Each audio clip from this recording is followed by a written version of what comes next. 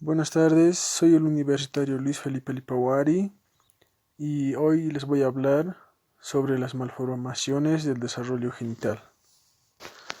Comencemos con algunas malformaciones del pene. Primeramente con la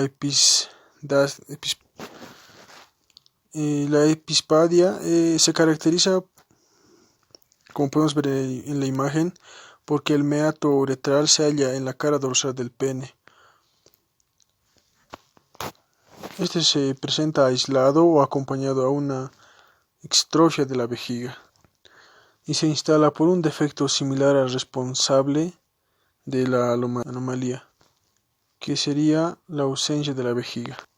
El epispadias puede situarse en cualquier punto de la región dorsal del pene, denominándose peneano o también balánico, según se sitúe en el cuerpo peneal o en el glande.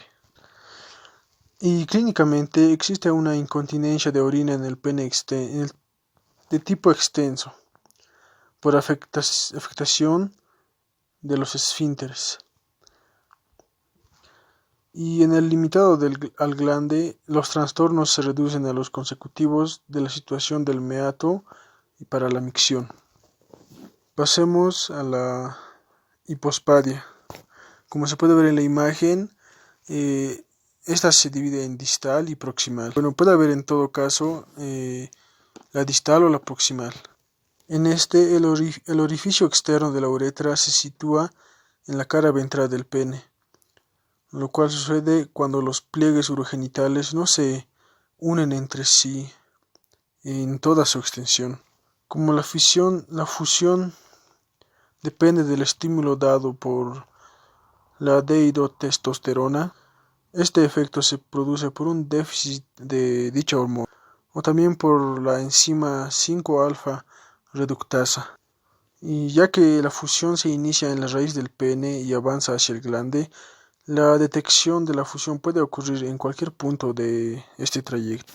Existe la hipospadias perineal, la hipospadias escrotal, la hipospadias perineal y también la epispadias balánico.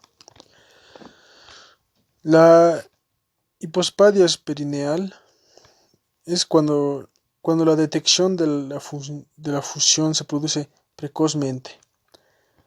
El meato queda en el periné y está ausente de toda la uretra peneal. El escroto aparece de forma hendida en toda su longitud, más o menos recordando la disposición femenina. La hipospadia excrotal es cuando el orificio uretral se sitúa entre las bolsas, como podemos apreciarlo en la tercera imagen. La hipospadias peneal, esta es cuando la uretra asienta en cualquier punto de la cara inferior del cuerpo del pene. La hipospadias balánico, esta es cuando esa anomalía se localiza en la cara ventral del glande, en cuyo caso es consecuencia de una falla en la formación del último segmento de la uretra peniana. Se genera a partir de una placa epitelial originada en el ectodermo. Pasemos a la fimosis. La fimosis es una afección de mucha frecuencia, es decir, pasa frecuentemente. En este, el orificio del prepucio es estrecho, lo que impide su retracción hasta la base del glande, como podemos ver en la imagen. En menor frecuencia, la causa de la fimosis estriba en adherencias que se crean entre el glande y la cara profunda del prepucio. Esta imposibilidad de retracción del prepucio impide que el sujeto pueda higienizarse la región, y de esta manera se colecciona el esmegma entre aquel y el glande, lo que favorece a la aparición de procesos inflamatorios o postitosis, que pueden llegar a crear sínfisis balanoprepuciales y también dificultades en la micción. Sigamos con un concepto de la agenesia total de los conductos paramesonéfricos. Esta es una malformación del aparato genital femenino. Las malformaciones dependientes de la agenesia de los conductos paramesonéfricos son total y unilaterales.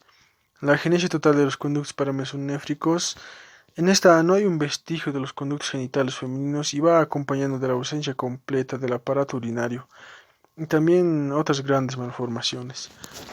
Y la agenesia unilateral, en este caso se presenta el útero unicorne, en el que el órgano se constituye a expensas de un solo conducto paramesonéfrico. Pasemos a otra malformación que sería la atresia vaginal.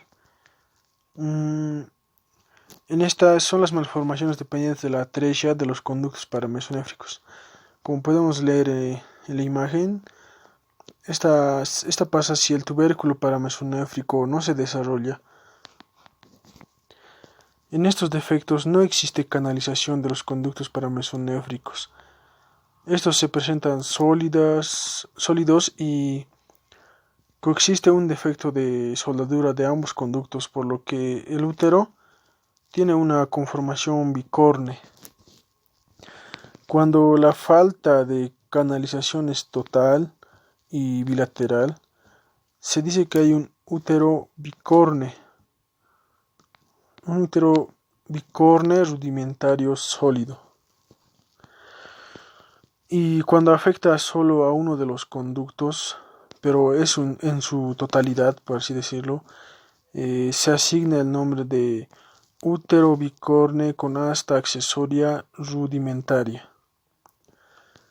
Y si el defecto es parcial o bilateral, a esta anomalía ya se le denomina como útero bicorne rudimentario parcialmente excavado. Cuando afecta a uno solo de los conductos y en forma parcial, se origina el útero bicorne con asta accesoria parcialmente excavada. La siguiente malformación sería el himen imperforado. Como podemos ver en la imagen, este sería el cuarto y ahí podemos observar el himen imperforado.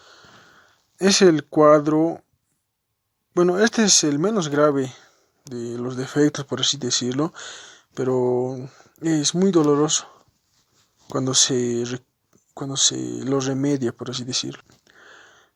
Para esto, en el himen imperforado, el médico debe pensar en su existencia cuando una niña puber no presenta todavía menstruación y puede aquejar fuertes dolores clínicamente.